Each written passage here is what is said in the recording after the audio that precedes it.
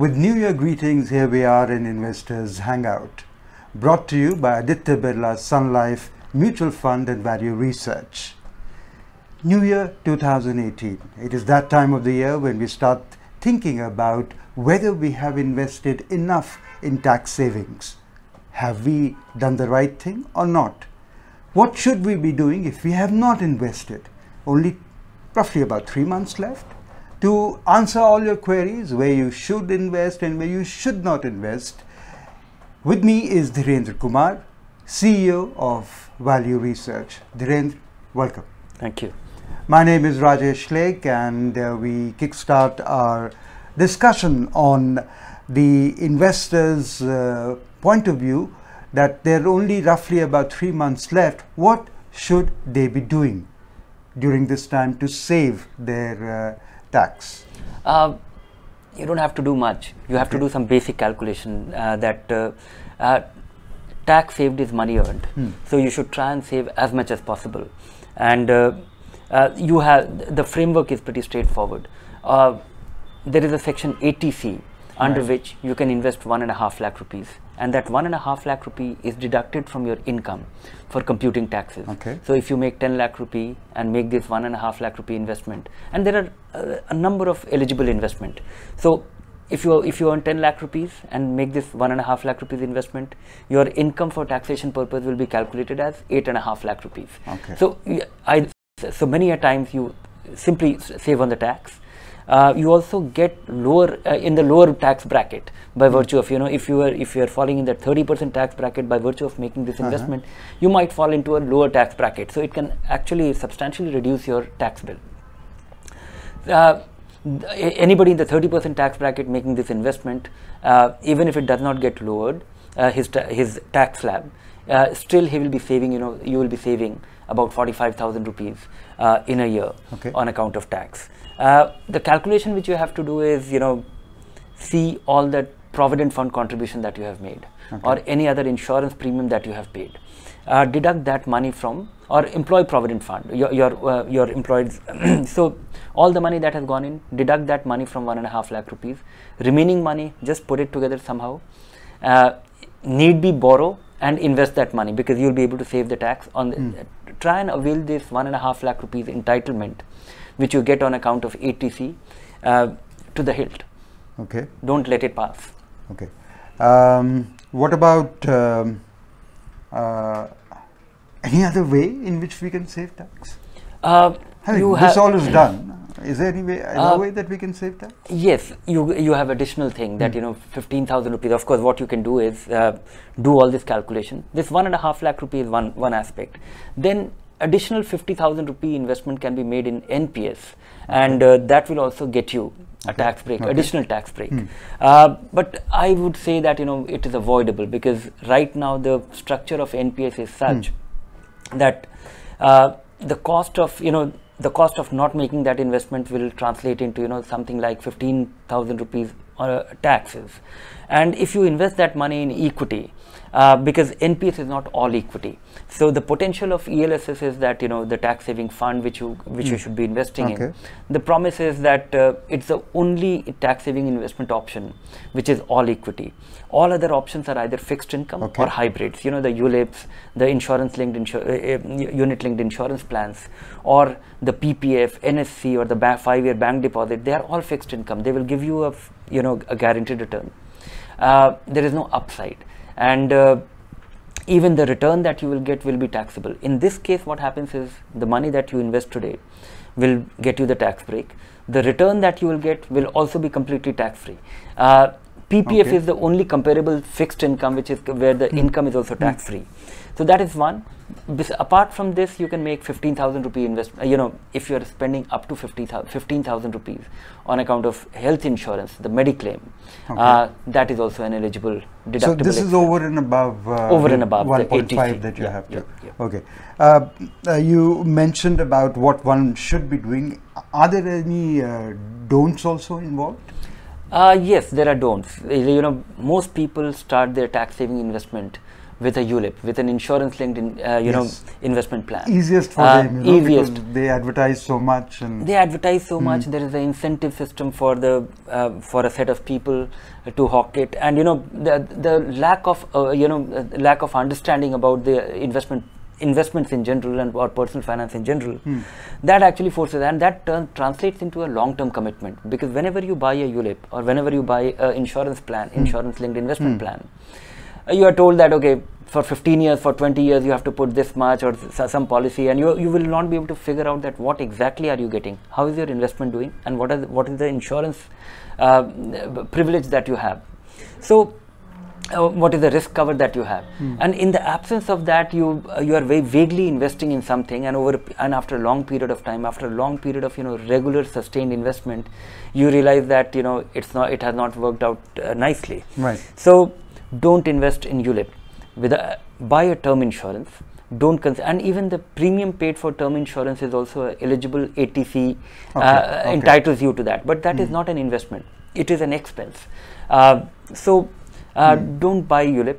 Also, don't consider. A lot of people think that they have to be risk averse, or they are risk averse. Or India has been a fixed income country. So, the belief in PPF or the belief in National Savings Certificate or a 5-year deposit, it looks safe, but it is actually not safe, because you may not be able to beat inflation.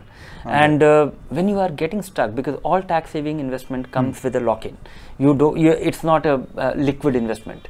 So when you are getting locked in, the advantage of making investment in a market linked investment is that if you are able to average it, invest for the long run. So these are the essential variables which you have to comply with anyway. So why not go for equity and optimize your return, or maybe maximize your return? For many people, if this should be your first stop, if you can't save any more money than the essential ATC investment, and if you are able to do that 1.5 lakh rupee investment year after year for 10-15 years, I'm of the view that for somebody who is barely able to save as much, will be able to build a sizable retirement corpus if one is disciplined. Because if you keep doing this, and if you are able to generate twice as much as over a period of time as compared to the PPF, it will translate into something very substantial, and it will fulfill your goals. Okay, what about actually for all of us, why get into this panic mode towards the end of the financial year? There is advice which Dhirendra is giving you, which includes SIP, I think. Yes, one should be regular with one's investment. It fits in with your income cycle. We earn every month, why not save every month? And it will also leave you, but it's a psychology. I think we always wait for the deadline. Many a times it happens in March. I myself, in my early stages of my career for 10 years, when I look at my tax saving investments, they were made on 28th March or 27th March, or sometimes 31st March, and it was possible to do that earlier, no longer. So planning a little bit will be better, and it will just it will be in line with your income cycle. But more importantly, I don't think at this point, as we are in the first quarter, and we are 3 months away from the deadline, it's better that you make 1 or 2 investment and don't do your SIP for this year. Subsequent year, April onward, be methodical about it. If you have to avail 1.5 lakh rupees, maybe do your 12,500 rupees SIP in a tax saving fund, and it will be done. Okay. So in nutshell, what Dhirendra is saying is that figure out the EPF contribution from your monthly salary and deduct the rupees 1.5 lakh limit. And second, he's talking about deduct any life insurance premium that you have to pay. And the third thing you're talking about is the home loan principle. Home loan principles. That is also a deductible, tax deductible expense. So after all that, you could also get into term plan. And of course, from April 2018 to March 2019, he's strongly recommending that we get into SIPs so that we don't get this pressure on us towards the end of the year. Right, Dhiren? Yes. Be methodical about it. Exactly. So this is what his advice is, and we thank you for throwing light on how we should be saving for our tax saving investments. We get into the question answers at this point in time, when these are the questions that you have sent us. Ajay has written to us. What are your tax saving recommendations for a senior citizen of the age of 70? Do women and housewives get any additional tax benefit? My recommendation, my suggestion for any 70-year-old is not dependent on him being 70-year-old. If you have to invest to save tax, which means you have enough income so that you have to worry about saving taxes, it depends. If you are completely risk averse, then consider anything else. But I would still urge that if you are investing and your money will get locked in, even a tax saving fund is not bad. It will transfer, and if all your savings and investment is going to be is going to be a state to be passed on, then tax saving funds will turn out to be best. For risk averse investors, maybe they should consider if you have any other alternative, the 5-year deposit. That's the simplest thing. Closest bank will be able to offer you. No, there is no special benefit for house and women housewives. But there is another classification in our tax system, which is super senior citizens or something like that. But that is after crossing, I think, after crossing 75 years of age. Okay. Amit has written in saying, how safe is investing in government securities, as I'm investing 20% of total portfolio via NPS in them. The returns are volatile and poor so far. Yes, yes, it is volatile and the returns are poor. And over a long period of time, the kind of investment that you make in NPS, the return on government security will be very much in line with the fund manager tries to optimize his return by making a portfolio which tries to benefit from a rate cut or be in a different kind of securities, short maturity securities if the interest rates are going to go up. And everybody has been caught on the wrong foot.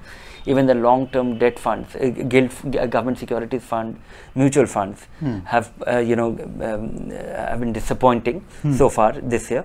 But I think if you look at 4 or 5 years, this is where you have to understand that this is basically a stability providing component of your portfolio. When you invest in a bond, the returns might be disappointing, but they never go down substantially. They don't crumble like equity that they are down 30%, 20% in a brief period of time. The worst case scenario is that, okay, this year the return is 2%, not 10%. And that is also in an extraordinary situation where, interest rates was expected to move in a certain way. Fund managers took a call and it did not work out that way. So, look at it as stability providing component of your portfolio. Don't look at it as maximizing return. Okay. Government securities are absolutely safe. They are only vulnerable to interest rate changes that actually affects the price of those bonds. Okay. Muthu Krishnan has written, he says, if I invest in my money in mutual funds in my wife's name, is it taxable in my name or hers? We both are taxpayers, he further writes, and she in fact is in the lower tax bracket. Depends. One is that if you are actually investing in your wife's name, it will the first holder of the investment, it will be considered, my understanding is that it will be considered as a gift to your wife, and investment on all the obligations will be hers. But depends, if you are investing in an equity fund and which will be held for over 1 year, there is no tax incidence. You are not liable to pay any taxes.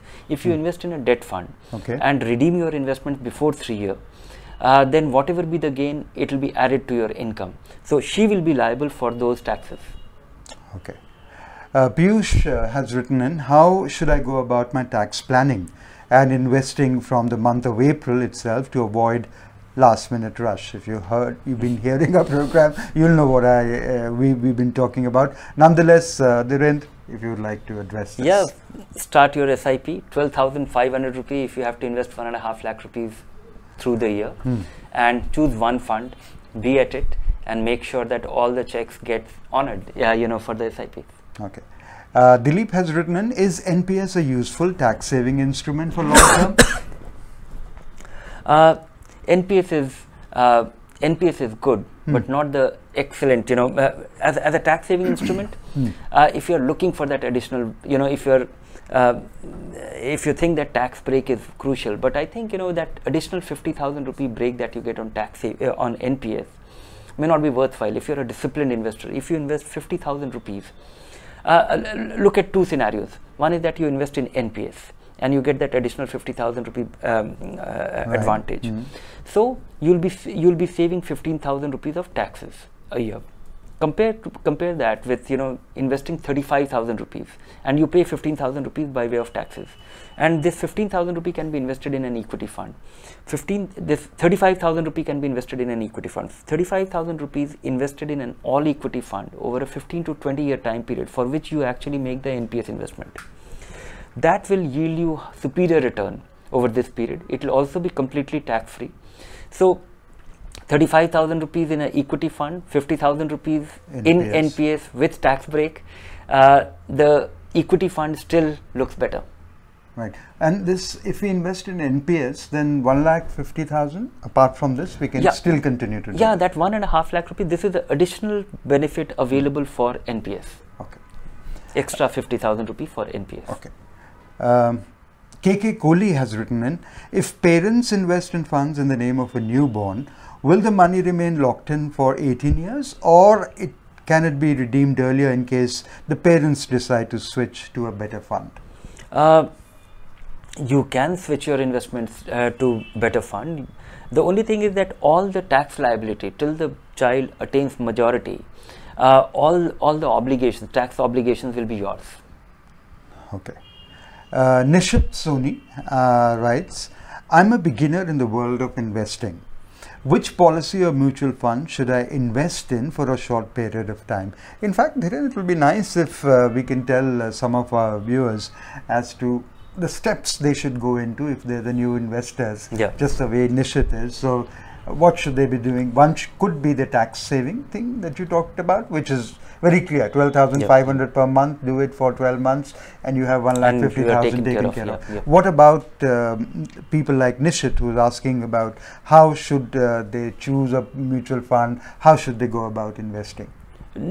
It actually works like this, you have to really decide. Nishit's question is that, he wants to invest for the short term. This is crucial because the money for your long term, money for 5 years and more, and money which you are likely to need anytime. So short term investments can only be in either fixed income because the likelihood of going down or not going right with the market. So you have to make sure that your very short term investments, the money which you are likely to need in few months or 1 or 2 years, should always be invested in fixed income funds, bond funds. Money for 3 to 5 years, maybe you can consider hybrids, the equity income fund, which has a small equity component, but then the money is also for 3 to 5 years. You are unlikely to get a disappointing surprise there. And money for many years should be invested in the long run. Then comes, what is the starting point? If you are a first time investor and paying and likely to pay taxes, start with your tax saving fund. Right. If you are not going to be paying taxes, if you're not going to, if you're not a taxpayer, start with a balanced fund. Okay. Because that actually helps you navigate, understand the nuances of the market. A market linked investment provides you a stability and still reasonable growth. So do that for first 2-3 years. So short term investments, put your money in a bond fund. Okay. Long term investment, taxpayer, start with a tax saving fund. Else, start with a balanced fund. These are the 3 steps. This is the basic thing which everybody should follow. And to get more knowledge, you continue to see our program Investors Hangout. Alternately, you could also get to our website, the Value Research website. Did anyone want to tell him more about that? Yes, Value Research Online actually provides you ample avenues, helps you learn about things, make choices, provides you all the information for you to, we do 2-3 things. One is that we empower all our readers, all our visitors with very elaborate information for you to make decisions yourself. Then comes we help you track things. The portfolio manager at Value Research helps you track things, that how your investments are doing. You need to do some changes. Are you on the right track? Because we invest and forget. So help you choose and help you track. come to value research, and then you can read a lot of stuff that we have, all the content, all the stories, all the articles that we have written over last 20 years is all available for you to read, to understand and learn things yourself. So Nishit, it could be the first step towards investing. Apurva Narayan has written in, what should I do if the government removes the LTCG exemption on equity investment? Do nothing, because we can't do much if government decides to do that. And we have had such example in the past that once 3 years back the tax treatment of bond fund was changed, and it was changed in a manner where investors got a surprise. Earlier you had to hold fixed income funds just for 1 year to be eligible as long-term capital gains. It was changed to 3 years. And it was done exactly on the day. It was not, most budget proposals come with a rider that, it will be effective 1st of April. There was no grandfathering of the investment. So, it became effective then only. Okay. So, if you had invested in a bond fund with an understanding that, okay, if I'll have to hold it for 1 year and then all the returns will be tax-free, or, will be eligible for capital gains treatment, you had to hold it for another 2 years, even because the rule was changed abruptly. So, but I think, in this case, it is unlikely to be that abrupt. And so, do nothing. And if long-term capital gains comes about, then it will provide you with the indexation. Anyway, mutual fund investors will still, it will be little, of course, it will be little disadvantageous for those people who trade more often, because every time you book a gain and you will be liable for paying those taxes, so that will reduce your capital. But if the rule changes, we have to live with it. Okay. We move on to our next question, and Preeti Singh Sisodia has written in saying that, can I invest in lump sum in equity income funds as it is tax efficient and treated like equity funds? Is it as safe as debt fund? No, it is not as safe as debt fund, but it is far safer than any equity fund. Okay. Equity income funds are typically 35% equity, 35% arbitrage position, which is almost like fixed income. It is almost like liquid fund, because those positions are a fund manager buys the share, at the same time sells the same shares in the futures market. So he is actually not exposed to the equity risk at all for another third of his investment. Okay. And another third is fixed income, and it is treated like equity. The tax treatment is like equity, because these arbitrage position technically is equity, but by character it is fixed income.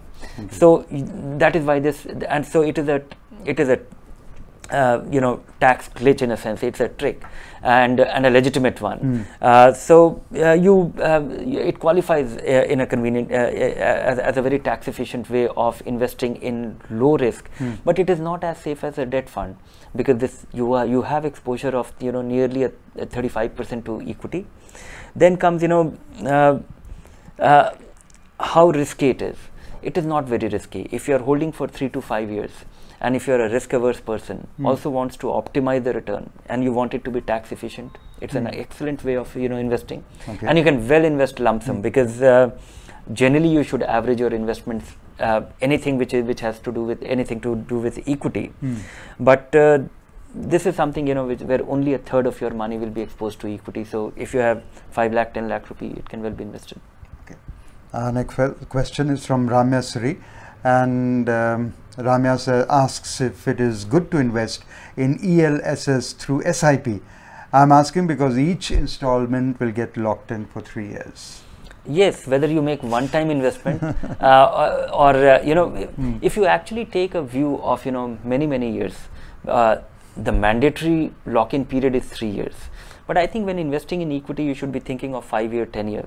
And if this is the only investment that you are somehow able to make, then you should make sure that you are investing for 20 years, and it should translate into something. It should translate into a sizable retirement corpus for you. And the tax break only forces you to make this investment every year. So look at it that way. Lock-in of 3 years, which will keep expiring every month.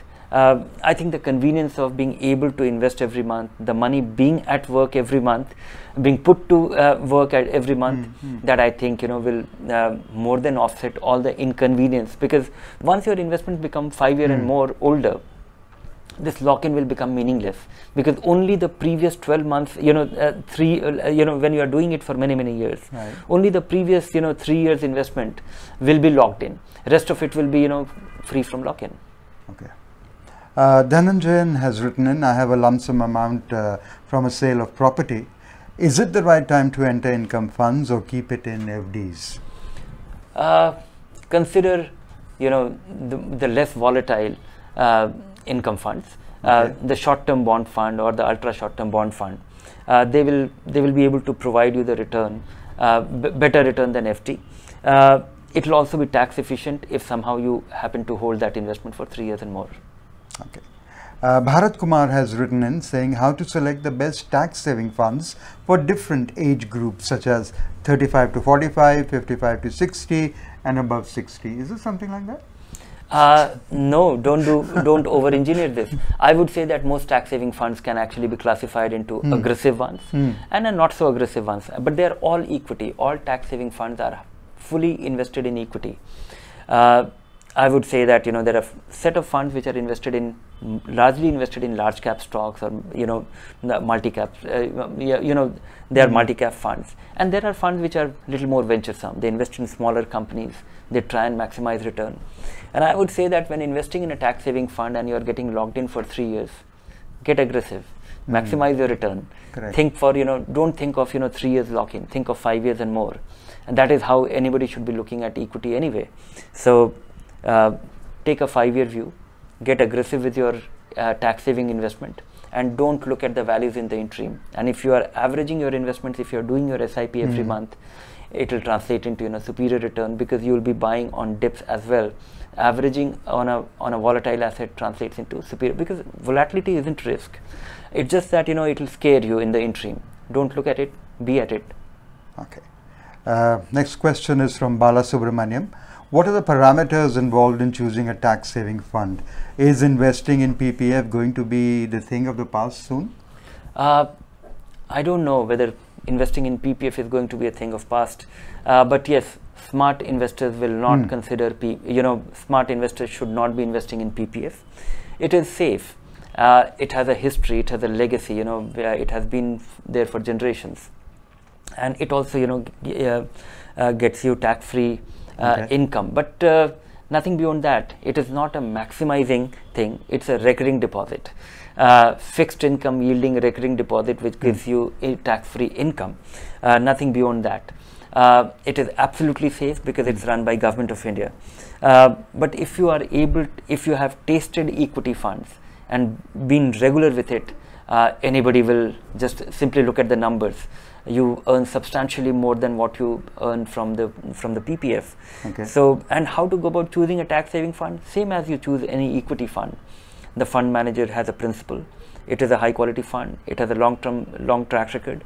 Look at our ratings, which actually reflects the performance of a fund on a risk adjusted basis, which means the kind of risk it has assumed and how much it has compensated for. Can I blindfoldedly go by the ratings that you give? Yeah, but even there you will have to make a choice, because there will be many 5-star funds or many 4-star funds. So I would say that choose from our selection of 5 and 4-star rated tax saving funds, and that should be good enough.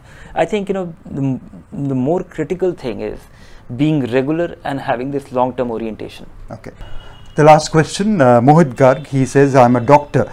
I can invest 3 to 4 lakhs per month for 15 to 20 years. Can I invest via SIPs only in mid and small cap funds? Sure. No? Yes, absolutely. Just make sure that you will be comfortable. Look at the past of these mid and small cap funds. Look at what happens to these funds and in the worst of times, and will you still be okay? But investing for 15 to 20 years, they should turn out to be substantially more rewarding. Mutual funds, the small and mid cap funds, they actually deliver substantial value, because doing it yourself as compared to a fund manager doing it. Also, this is a category of fund where you will have to be a little more active. You can't choose a fund and be at it for the next 20 years. You have to review your selection every 2-3 years.